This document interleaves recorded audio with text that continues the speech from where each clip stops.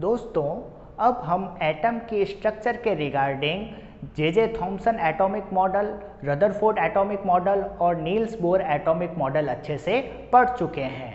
इन तीनों में ही प्रोटॉन और इलेक्ट्रॉन के अरेंजमेंट के बारे में बात कही गई। लेकिन दोस्तों, क्या आपने ये बात नोटिस करी कि इन तीनों ही मॉडल में सिर्फ प्रोटॉन और इलेक्ट्रॉन के बारे में बात कही गई, लेकिन न्यूट्रॉन के बारे में किसी ने भी कोई भी बात नहीं कही। तो इसका सिंपल सा रीज़न ये है कि इन तीनों मॉडल के समय न्यूट्रॉन की डिस्कवरी हुई नहीं थी। अब हमें ये देखना पड़ेगा कि ऐसी कौन सी बात थी जिसने साइंटिस्ट को ये सोचने पर मजबूर कर दिया कि हो ना हो किसी भी एटम में सब एटॉमिक पार्टिकल के रूप में प्रोटॉन और इलेक्ट्रॉन के अलावा भी कुछ अदर पार्टिकल पाए जाते हैं। तो चलिए दोस्तों, अपन इसी कॉन्सेप्ट को समझते हैं। देखिए, हमें पता है कि किसी भी एटम में प्रोटॉन और इलेक्ट्रॉन पाए जाते हैं, तो एटम का मास किसके बराबर होगा?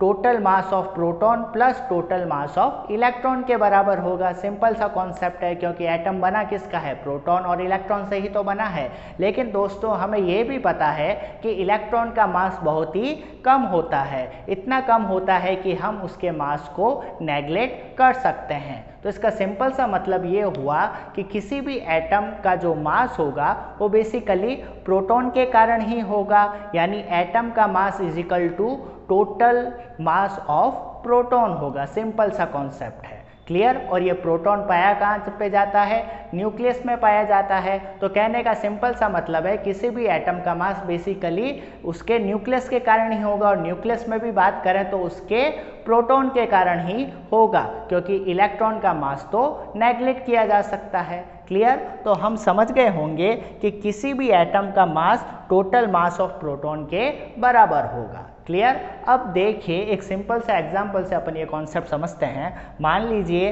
हीलियम लिया मैंने, और हीलियम का एटॉमिक नंबर कितना होता है?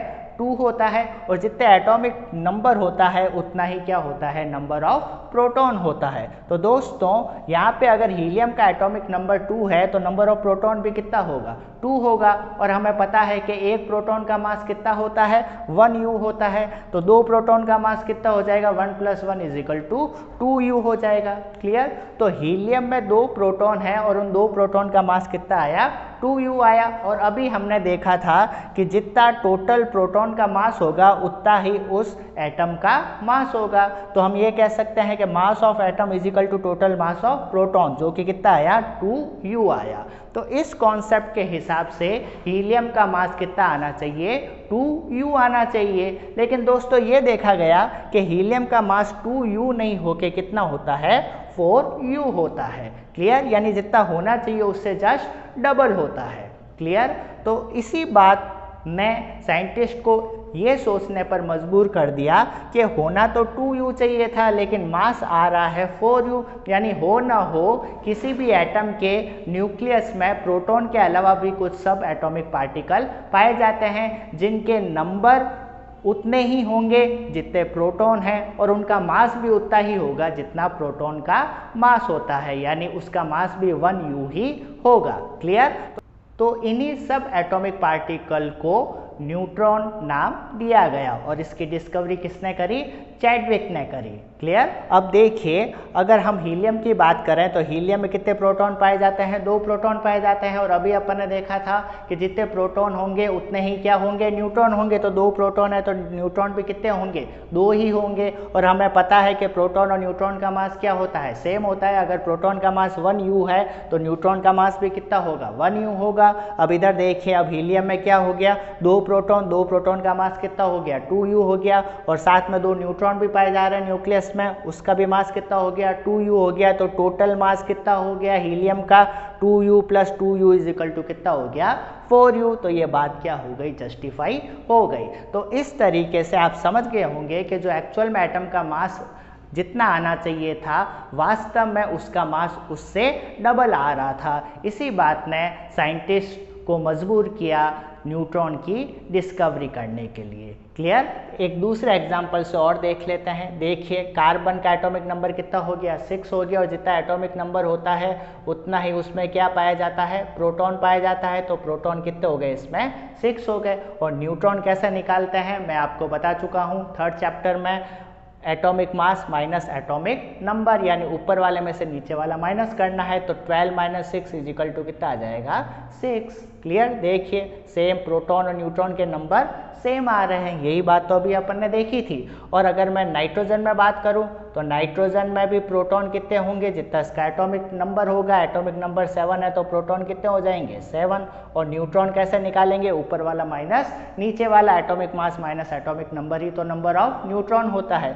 तो 14 - 7 इजिकल टू कितना आ जाएगा, 7 आ जाएगा। क्लियर।